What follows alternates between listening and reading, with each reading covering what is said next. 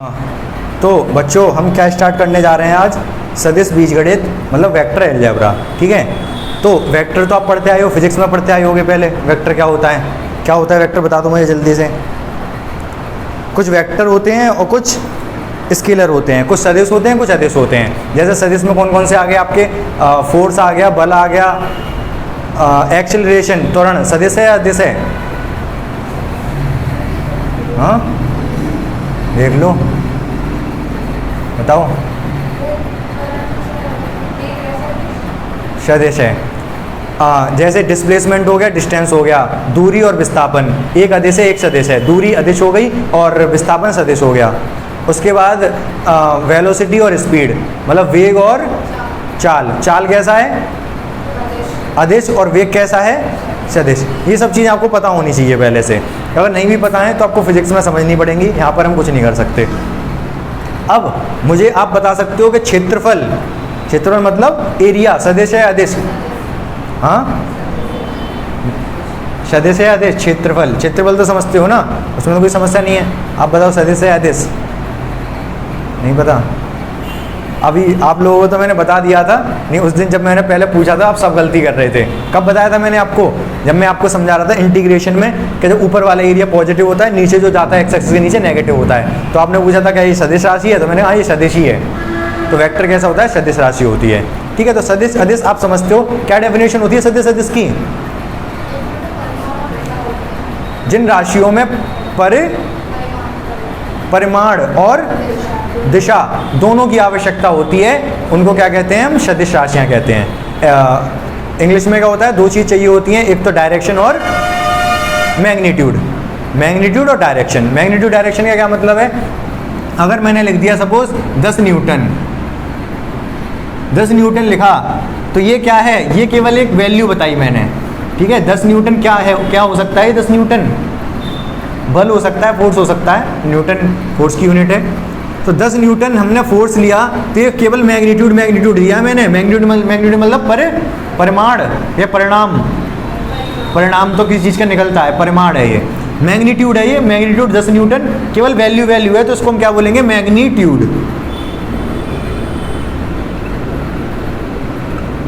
हिंदी में परिमाण। लेकिन अब मैं कह दूं 10 न्यूटन डायरेक्शन और दे दूं 10 न्यूटन दक्षिण में या किसी भी तरीके से। अब मैंने डायरेक्शन भी दे दी, तो ये क्या है? इसकी दिशा हो गई। दिशा मतलब डायरेक्शन। ठीक है, और ये इसका अभी भी वही है। अब ये दोनों चीज़ दे दी हमने, ये दोनों चीज़ की आवश्यकता होती है वेक्टर में। कोई कन्फ्यूजन नहीं होगी आपको, क्लियर है आपको? सदिश अदिश अगर क्लियर नहीं है तो आपको पहले से करना पड़ेगा। ठीक है, अब हम आते हैं कहाँ पर? सदिश अदिश मैंने बता दिया आपको क्या है। अब आपने पढ़े होंगे सदिश और अदिश फिजिक्स में, तो किस तरीके से डिनोट करते थे सदिश अदिश को? कुछ एग्जाम्पल बताओ जिस तरीके से आपने कोई सदिश लिखा देखा हो। उसके ऊपर एक एरो, मतलब कोई वेक्टर है सदिश है, उसके ऊपर एक एरो बना दिया, या ए भी हो सकता है, उसके ऊपर भी एक एरो बना देते थे। ठीक है, इस तरीके से होता था ना ये। एक सेकंड, तो थोड़ा सा और मैं एक्सप्लेन कर देता हूँ। देखो होता क्या है, सबसे जो सदिश अदिश को समझने के लिए जो सबसे आसान जो चीज़ है वो हमारी क्या है? दूरी और विस्थापन। दूरी और विस्थापन, डिस्टेंस और डिस्प्लेसमेंट। अगर मैं आपसे पूछूं कि आपने यहाँ से चलना शुरू किया और राउंड चले, आपने 2 चक्कर लगा दिए इसके। एक चक्कर है 400 मीटर का। आपने अगर 2 चक्कर लगा दिए तो आपने कितनी दूरी तय कर ली? यहाँ से शुरू किए थे, यहाँ पर ही 800 मीटर दूरी तय कर ली। सही बात है कि नहीं है? यहाँ पर मैंने आपको ये पूछा कि किस डायरेक्शन में की, किधर नहीं की, कुछ नहीं पूछा मैंने आपसे। ठीक है, तो आपने कुल मिला के दूरी तय कर ली। पहले बता दे रहा हूँ ये कैसा है? अदिश है, इसमें दूरी की आवश्यकता नहीं है।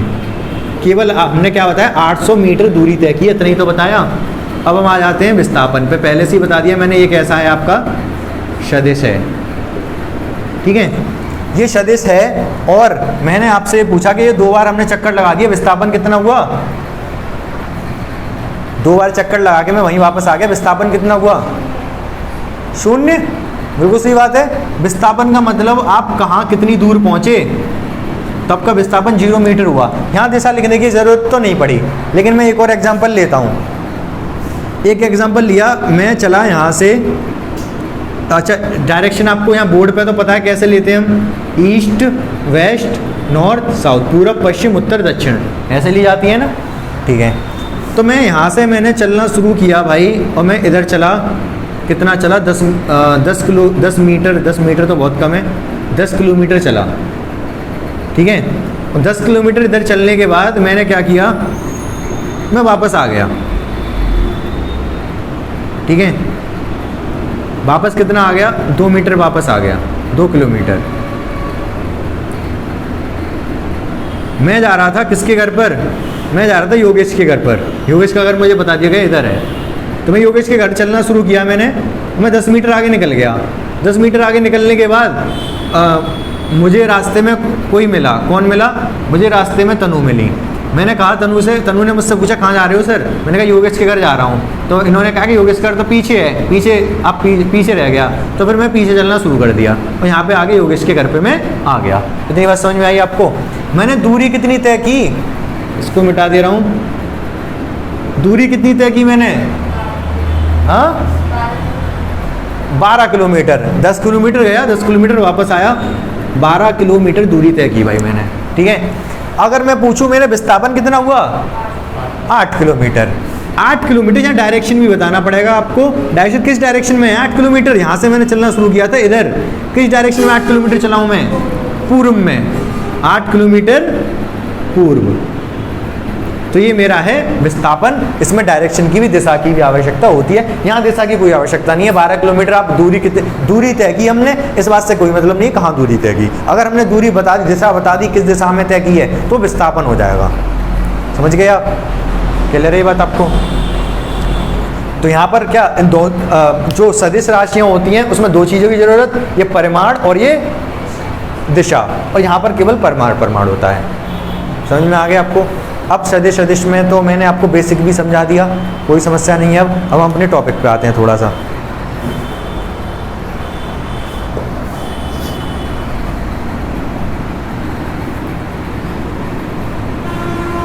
अब आपको समझना है, क्या समझना है इसके बाद?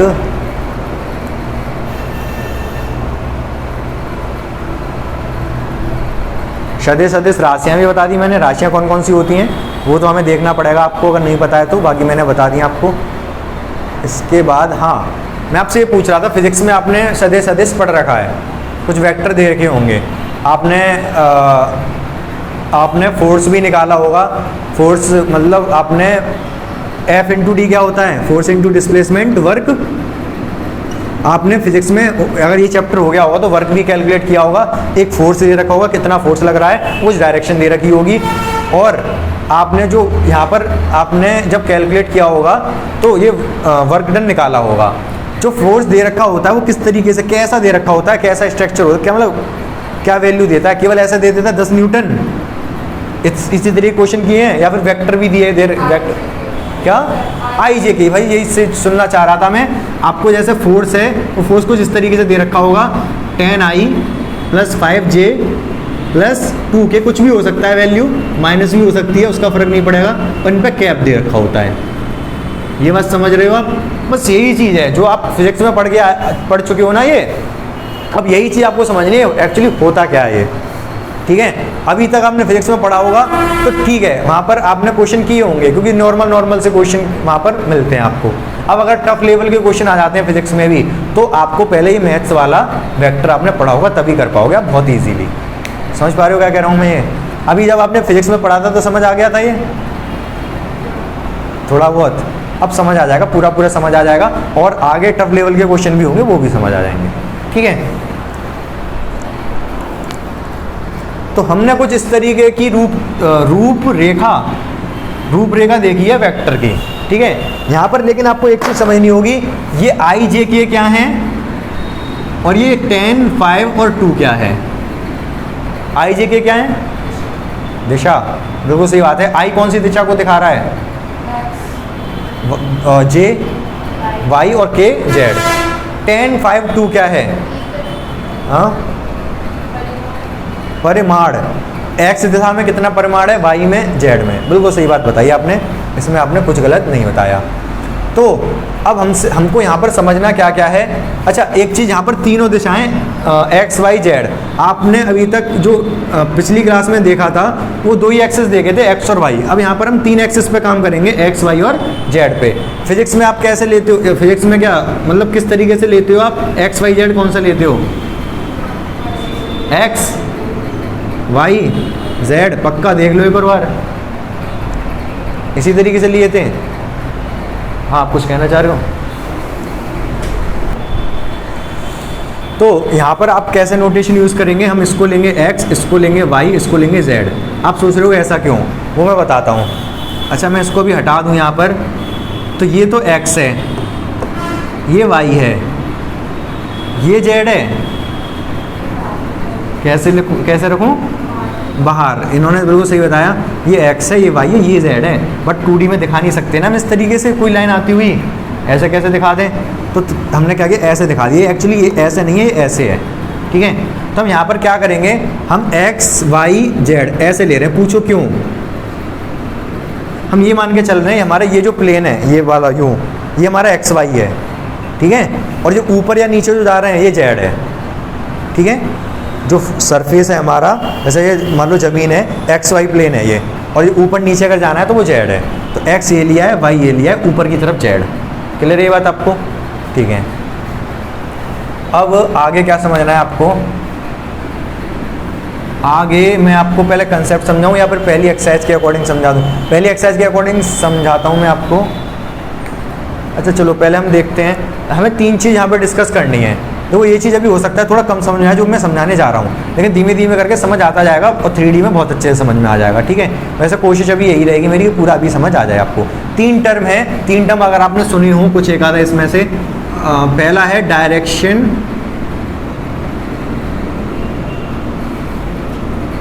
एंगल। दूसरा है डायरेक्शन, कोसाइन। तीसरा है डायरेक्शन, रेशियो।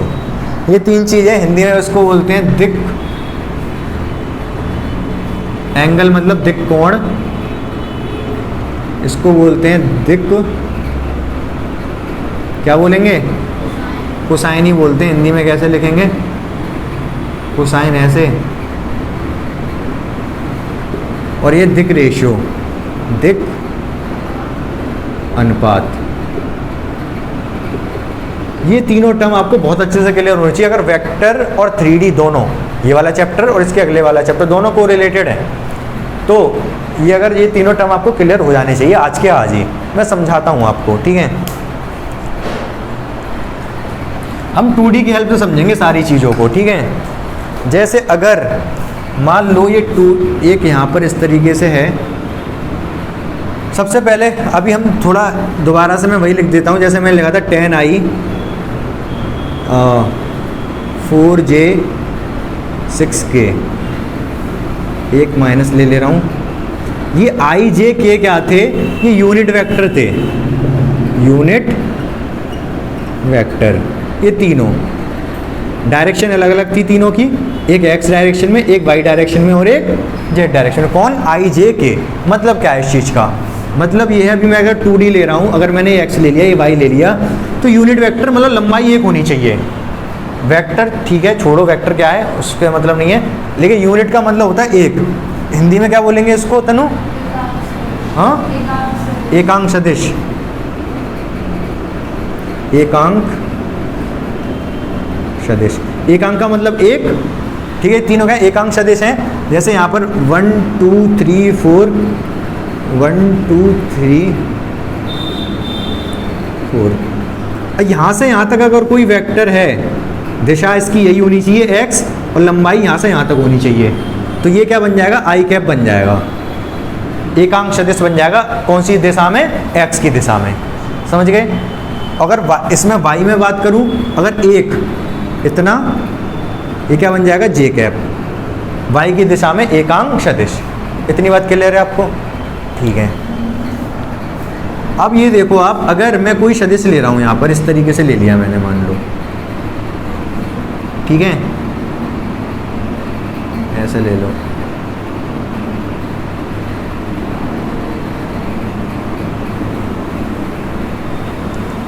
तो मुझे कौन बताएगा इसको मैं कैसे, जैसे ऐसे रिप्रेजेंट किया था मैंने अभी, मैंने क्या बताया, कोई भी वेक्टर है हम उसको ऐसे रिप्रेजेंट करते हैं। सपोज ये वेक्टर था ये, ठीक है, अब इसका नाम है सपोज आप बी वेक्टर। इस वेक्टर को इस तरीके से कैसे रिप्रेजेंट करोगे? हाँ, सोचो सोचो। आई प्लस जे केवल नहीं,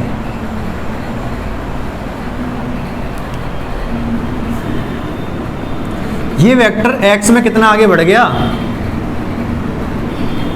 x मान लो इसको, ये वेक्टर x में कितना आगे बढ़ गया, 3 यूनिट। आप देखो कितना आगे बढ़ा है, यहां से लेके यहां तक 3 यूनिट आगे बढ़ा है, तो इसको लिखेंगे 3i। और y में कितना आगे बढ़ा है, उसको क्या लेंगे, 2j। समझ पाए आप? आसान है ना?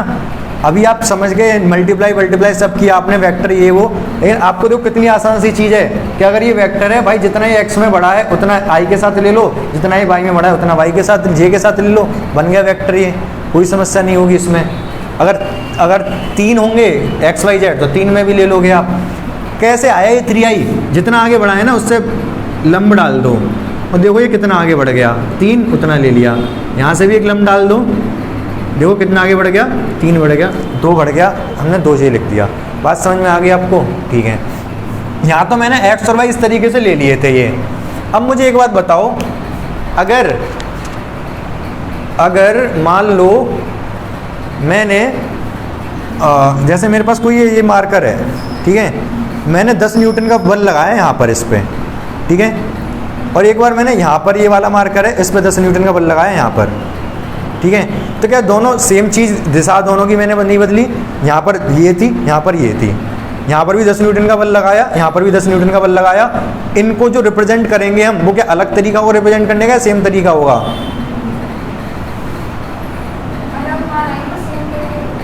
अलग मान आएंगे, सेम तरीका हो, मतलब क्या कहना चाह रहे हो?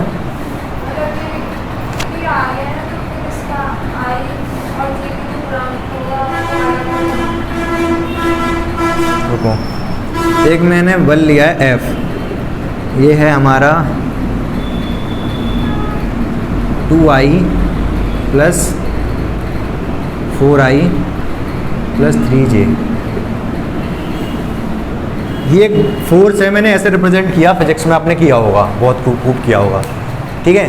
पहले तो मुझे ये बता दो, ये वाला फोर्स ये है, ठीक है, ये वाला फोर्स ये है, इसको मैंने इस तरीके से रिप्रेजेंट किया, मैंने ये बल लगाया हुआ है, ये बल कितना बल है ये, पहले तो ये बता दो, इस बल का परिमाण क्या है?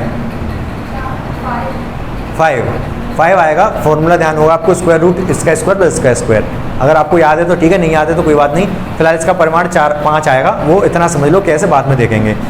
इसका परिमाण 5 आ गया, इसको हम इस तरीके से रिप्रेजेंट कर रहे हैं, ठीक है, ये इस डायरेक्शन में लगाया था, एक इतना लगाया था बल। अब ये दिखाने के लिए मार्कर से लंबाई दिखा दी मैंने, लंबाई कुछ नहीं, बल कैसे, ऐसे ही तो लगेगा बल, कोशिया पुल कुछ भी, मान लो ऐसे बल लगाया था मैंने, ऐसे करके उसको इस मार्कर से रिप्रेजेंट कर दिया।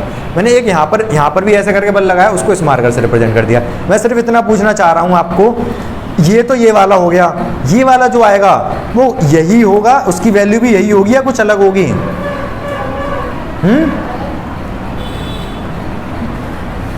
बोलो बोलो।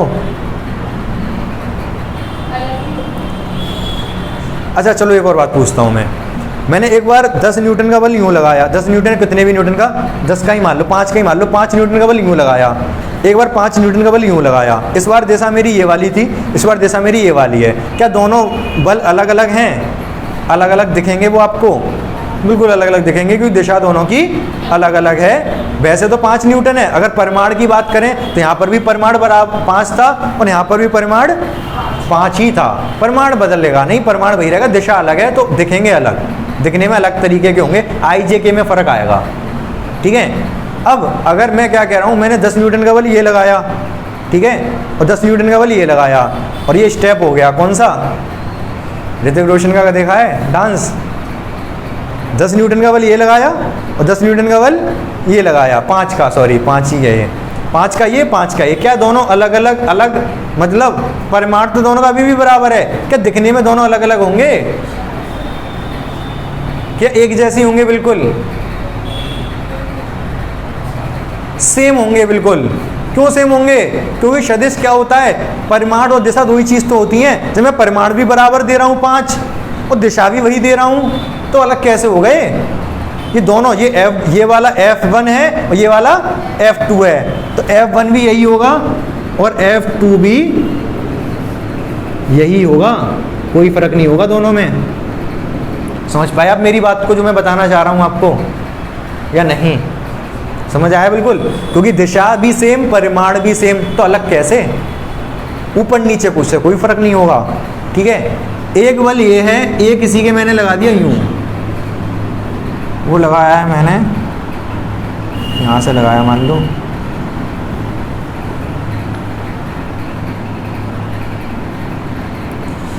एक ये है, इसका नाम क्या था, इसका नाम मैंने दिया था x, इसका नाम है y, इसको रिप्रेजेंट किया था मैंने 3i + 2j, इसको क्या अलग से रिप्रेजेंट करेंगे, यही आएगा, यही आएगा, ये पूछो क्यों, ये y भी यही होगा, क्योंकि दिशा दोनों की सेम है, ये, और लेंथ भी उतनी है जितनी इसकी। देखो यहाँ से चलना शुरू किया इस ऊपर वाले ने, यहाँ से तो चलना शुरू किया है और यहाँ तक चला है, कितना चला है x में 3, तो 3i आएगा। y में कितना चला है, यहाँ से चलना शुरू किया यहाँ पर, तो y में भी ये आएगा, तो दोनों सेम है, मतलब ऊपर नीचे होने से कोई फर्क नहीं पड़ रहा। दिशा और दिशा कैसे दिखाएंगे, दिशा तो ऐसे ही दिखाएंगे हम कॉपी में, और मैग्नीट्यूड कैसे शो करेंगे, मैग्नीट्यूड मतलब ऐसे शो करेंगे, लंबाई कितनी है, लंबाई अगर दोनों की बराबर है तो इसका परिमाण मतलब मैग्नीट्यूड बराबर है, दिशा तो दिखेगी वो। समझ गए आप लोग वेक्टर समझ गए, वेक्टर होता क्या है, ठीक है। अभी तक आपने सिर्फ क्वेश्चन किए फिजिक्स में, अब आप क्या समझ पाए एक्चुअली है क्या, ये बेसिक समझ गए, अब आप कोई समस्या नहीं है समझने में इसको, ठीक है।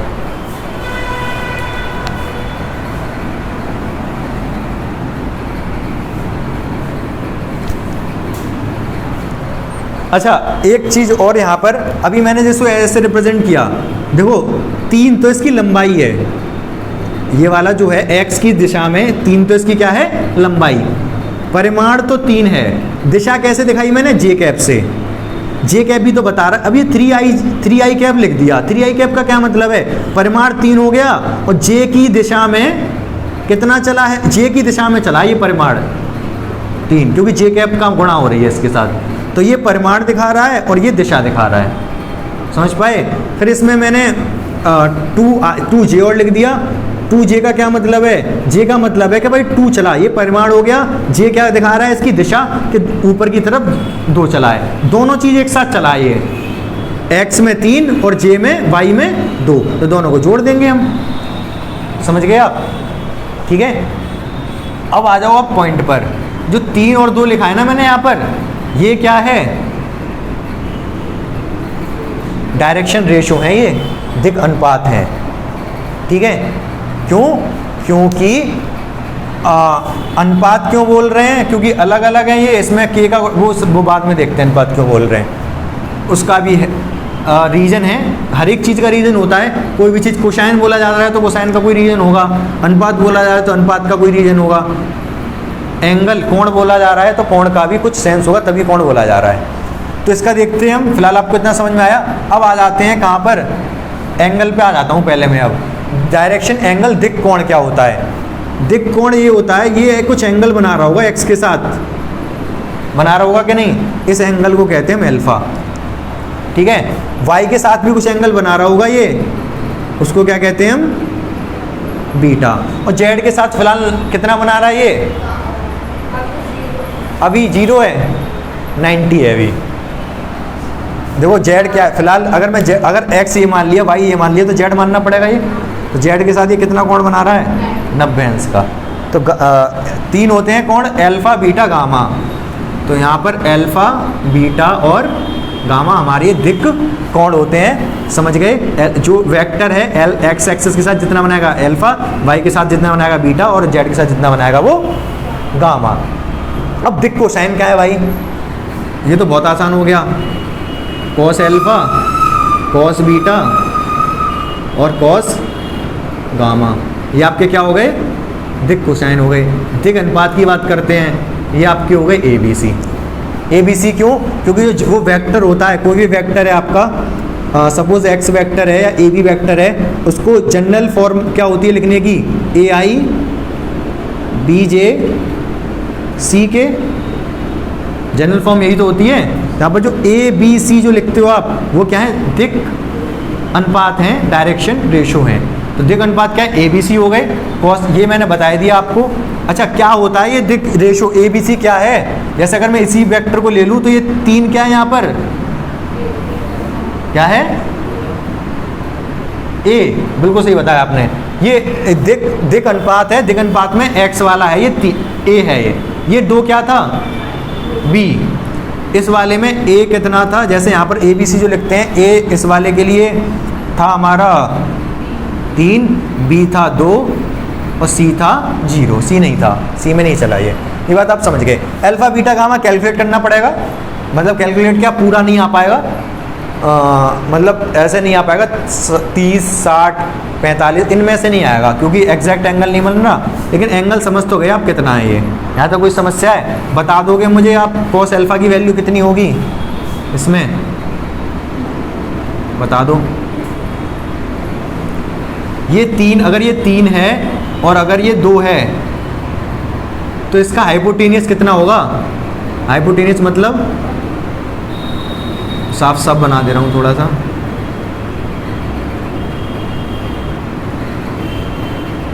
ये होगा 9, 9 और 4 13, मतलब √13 होगा ये, सही बात है कि नहीं। तो कॉस अल्फा क्या निकल के आएगा यहाँ पर, बोलो, 3/13। चलो बहुत अच्छी बात है, आपने मुझे बता दिया। मुझे कॉस बीटा और बता दो तो मुझे बहुत खुशी होगी। ये है बीटा। अच्छा फिजिक्स में आप कंपोनेंट्स में डिवाइड करते हो तो आप एक ही एंगल लेते हो अल्फा, यहाँ पर साइन ले लेते हो, वहाँ यहाँ ऊपर साइन, इधर साइन ले लेते हो, एक तरफ कॉस ले लेते हो, वो नहीं लेना यहाँ पर है, वहीं कहीं ना कहीं वही चीज़। मैंने ये एंगल ले लिया बीटा, मुझे कॉस बीटा बता दो। आधार बटे कर्ण करके ये ट्रायंगल बन गया, ये √13 है, ये 2 है, हाँ नहीं, अगर ये कोण है तो कोण के सामने वाला लंब होता है, ये आधार हो गया, और ये कर्ण है तो आधार बटे कर्ण 2/√13, समझे। कॉस ही क्यों ले रहे हैं, क्योंकि कॉस ही आपको ये जो भुजा होती है, जैसे x की तरफ मैं ले रहा हूँ मान लो, तो ये वाली भुजा ही तो मुझे x की डायरेक्शन में बताएगी कितना चले हम, समझ रहे हो। और ये क्या है, इसका परिमाण है, परिमाण और x की दिशा में कौन रिलेशन बताएगा, कॉस बताएगा, इसलिए कॉस लेते हैं। वैसे जो वेक्टर होता है उसमें तो साइन, वेक्टर साइन से कम होता है, किसने कहा साइन से होता है, वेक्टर में आपने कभी साइन पढ़, अच्छा ये चीज़ तो अभी आपने पढ़ी नहीं होगी, कंपोनेंट्स में कह रहे हो आप। कंपोनेंट्स में जब ब्रेक करते हो, एक कंपोनेंट को कॉस में, एक कंपोनेंट को साइन में, एंगल एक ही लिया जाता है। क्या आप क्या बताना चाह रहा हूँ, जैसे मैं ये बताना चाह रहा हूँ, जैसे हमने इधर 5 न्यूटन का बल लगाया और ये मान लो कोण है 30 का, तो x की दिशा में कितना बल लगा है, x की दिशा में जो बल लगेगा वो आपका होगा 5 cos 30, और y की दिशा में जो बल लगा होगा वो कितना होगा, बोलो 5 sin, यही बात है, पता है ये बात आपको, 30। जानते हो या नहीं, फिजिक्स में कंपोनेंट्स में डिवाइड किया होगा आपने ये चीज़। तो ये चीज़ तो सेम है अभी भी, इसमें कोई बदलाव नहीं है। क्यों बदलाव नहीं है, क्योंकि ये जो है, जैसे अभी मैं यहाँ पर ए, ये क्या है, ए था ना, जैसे मैंने यहाँ यही चीज़ लिख दी मैंने, ये आपका परिमाण हो गया, कॉस अल्फा है, ये तो ए हो गया, ए डिवाइड बाई √13, √13 ये आपका परिमाण हो गया। परिमाण को किससे डिनोट कर दूँ, आर से, ठीक है, आर सी कर देते ना पहले भी। तो आर को अगर मैं इधर ले आऊँ तो आर कॉस अल्फा यही हो गया, ये कम कम समझ आ रहा होगा आपको, ज़्यादा हो रहा होगा, लेकिन कोई नहीं, आप इतना झमेला मत पालो अपने दिमाग में, जो मैं बता रहा हूँ उतना समझो केवल। मैं फिजिक्स में आप ये पढ़ते थे 5 cos 30 और sin cos 30, 5 sin 30, ये चीज़ पढ़ते थे ना आप। अब मैं क्या कह रहा हूँ, आपको ऐसा नहीं पढ़ना। वेक्टर में आपको क्या समझना है, अगर ये एंगल 30 है तो एंगल 60 होगा कि नहीं। sin 30 की जगह मैं cos 60 लिख सकता हूँ, ठीक है। क्यों? क्योंकि यहाँ पर अगर मैं साइन ले लेता, ये तो अभी एक्स वाई में ही समझा रहा हूँ, क्योंकि एक्स वाई आप पढ़ चुके हो। जेड में जब आएंगे फिर क्या करेंगे, फिर दिक्कत हो जाएगी ना। कॉस से सीधा सीधा पता चल रहा है, देखो जो जिसके साथ एंगल बन रहा है, जिस भुजा के साथ, उसके साथ कॉस के साथ ले लो। इसके साथ 60 का एंगल बन रहा है तो ये वाला अगर लेना है तो कॉस के साथ ले लो। जेड भी आएगा तो जेड के साथ एंगल जो होगा वो मैग्नीट्यूड के साथ ले लेंगे। बात थोड़ी थोड़ी समझ आ गई होगी आपको, क्या बताना चाह रहा हूँ। आपको समझ आया? थोड़ा थोड़ा आ जाए काफ़ी है, बाकी समझेंगे अभी हम। और मैं एक और बार आपको बताता हूँ मैंने क्या बताया। अभी मैंने ये तीनों टर्म बताई, और तीनों टर्म किस तरीके से मैंने समझाने की कोशिश की आपको। जो हम 2D में जो हम कंपोनेंट्स में ब्रेक करते थे उससे मैंने समझाने की कोशिश की आपको। जैसे ये एक्स एक्सिस और ये वाई एक्सिस, अगर ये कोई वेक्टर है हमारा,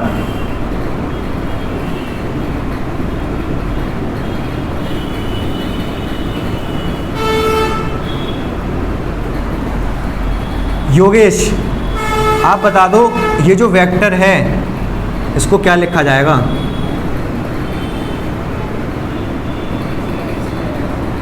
वेक्टर एक्स है, वेक्टर एक्स को मैं क्या लिख दूं? ये एक्स एक्सिस है, ये वाई एक्सिस है। आप बताओ सोनम राठौर। 2i + 3k। सोनम राठौर का बिल्कुल सही जवाब है। एक्स में 2 चला है, वाई में ये 3 चला है, ठीक है। जेड भी ले लूँ, चलो जेड नहीं ले रहा, समझ जाना, इसी के आगे और बढ़ा देंगे, जेड आ जाएगा, क्या दिक्कत आ रही है। तो ए की वैल्यू कितनी हो गई? 2, बी की वैल्यू कितनी हो गई? 3। मतलब आप डायरेक्शन रेशियो समझ गए क्या होते हैं, ठीक है। अब मैं ये कह रहा हूँ ये वाला कोण है अल्फा, कितना है ये वाला कोण? हमें नहीं पता कितना है, निकाल लेंगे हम, बाद में निकाल लेंगे। और ये वाला कोण कितना है? बीटा।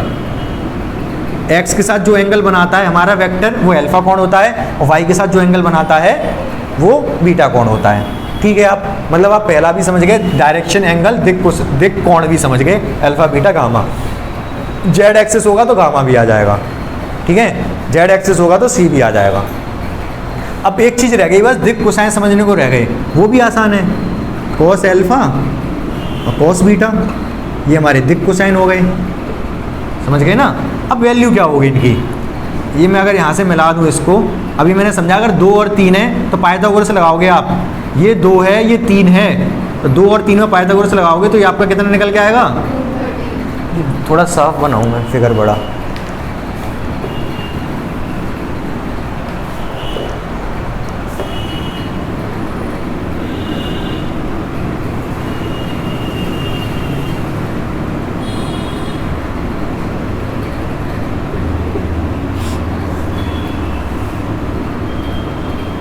ये 2, ये 3, क्योंकि ये 3 था तो ये भी 3 ही होगा, ठीक है।